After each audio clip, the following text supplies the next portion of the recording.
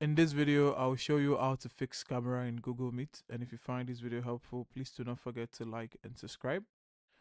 Now, first of all, what we're going to do is we're going to go to the Google Meet landing page. And for the purpose of this tutorial, we're going to start an instant meeting.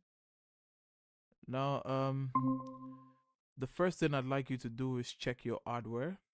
Now, many laptops have physical camera cover slider above the lens or privacy switch on the side. Make sure it is in the off or open position.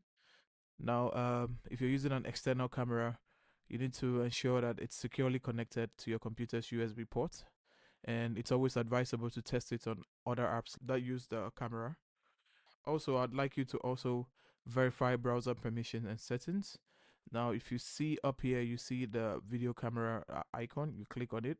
You can see that I am allowing my camera to be used. If I put it off, my camera goes off. If I put this on, it comes on. If I put the microphone off, my microphone goes off. And if I put it on, it comes back on. Please make sure to allow access.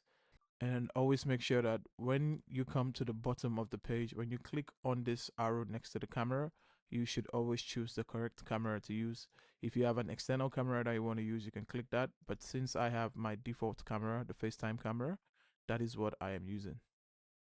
Now, finally, if after all this you're still not getting video feed, what you're going to do is you're going to go to the Apple logo, you're going to go to system settings, and on the system settings, you're going to go to privacy and security. And from here, we're going to choose camera. We're going to allow access to our browsers or any other application that you want to allow the camera for. Now, that's how to troubleshoot and fix camera in Google Meet. If you find this video helpful, please do not forget to like and subscribe, and I'll see you in the next one.